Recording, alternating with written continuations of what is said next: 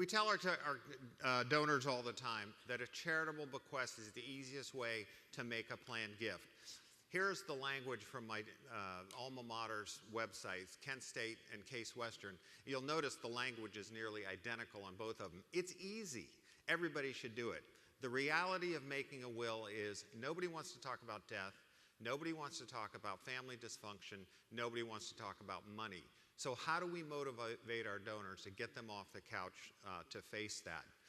My talk today is the story of my own journey of redoing our wills. I prepared myself in 1990, our first wills when our kids were minors. In 2010, they were both over 21. It was time to update things. How hard could it be? There was a point at which I decided maybe I need to hire a professional this time rather than doing it. So I didn't go for the best and brightest estate planners in our community. Like NASA, I chose the low bidder. And you will see the results of that decision in just a few short moments. So I get this questionnaire, 6 pages. It literally looks like it's from an old mimeograph machine. It has this picture. What is that, the Hamburglar, a ninja? So my doubts were starting to creep in. This obviously was a very outdated old form. So they start questions like financial management. What are you going to do if you're disabled? And I'm like, what? And then I learn, okay, I should know this. You're 1.5 times more likely to be disabled than to die. So those are important decisions. Okay, I've never liked your sister. Now, I did not say those words in my defense, but the discussion starts to come up about who's going to manage things in the event of the common death of my wife and myself. We had to make health care decisions. We picked our youngest daughter in case my wife and I were both not around. It was a hard conversation, but it was a good one, and I'm glad that we were able to have it about who's best prepared to make those difficult decisions. We do the summary of assets, and it's like, well, I really don't have anything. And then what I learned, like George Bailey, I'm worth more dead than alive. And we actually do have an estate. And so, I guess this is an important process.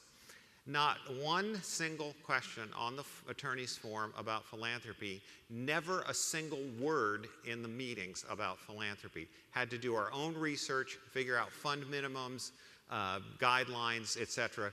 Completely had to supply all the language ourselves. We got nothing. So here's the first meeting. He laughed in my face about our self-prepared will, and he ridiculed my concerns about the lack of probate court oversight with living trusts. He says, oh, that's ridiculous. Then we have to face the question, okay, in the case of common death, who's going to manage your affairs, your executor, etc. That becomes the discussion point. So the decision was finally made that we would create a trust upon the death of my wife and I before my daughters turned age 30. And the trustee of that trust, you remember that earlier slide about my sister-in-law? Yeah, she's the trustee of the trust in the case. Yeah, okay. So the ride home from that meeting was a little awkward. We get the first draft of the documents, and it is a case study in the failure of search and replace. There are all these other people's names in the document.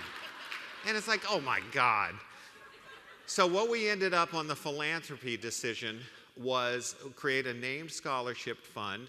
But an important thing, if your donors are worried about this, that it's written such that they are, if these are the last dollars out of the estate, the scholarship fails. 134 pages when we get the final documents. They're dense, they're confusing. I'm a lawyer. Can you imagine what our donors are thinking when they get these documents? I literally fell asleep trying to read that first draft. Time to sign the documents. First thing this guy says to me when I walk in the door, this is the guy who loves probate. I was not happy. So we begin signing, more mistakes. He's yelling at his assistant in the back room to redo the documents. Out the door, $1,750 for all of the documentation. And people say, oh, you got a really good deal. Why don't I feel like that? And how likely am I to go back to this same guy for a tune-up? Not very likely, I think, as you obviously know. How did it make me feel? I was resentful. I was angry. I was not happy about the processes. I would rather have a colonoscopy than redo my will. And you're talking to a guy who's had a few, so trust me, I know of which I speak. There are lessons for us to learn when we're working with our donors. Don't tell them it's easy. Tell them that it's important for an orderly disposition of their assets in accordance with their wishes. And if they're looking for a lawyer, don't call mine. That's my final piece of advice. Thank you.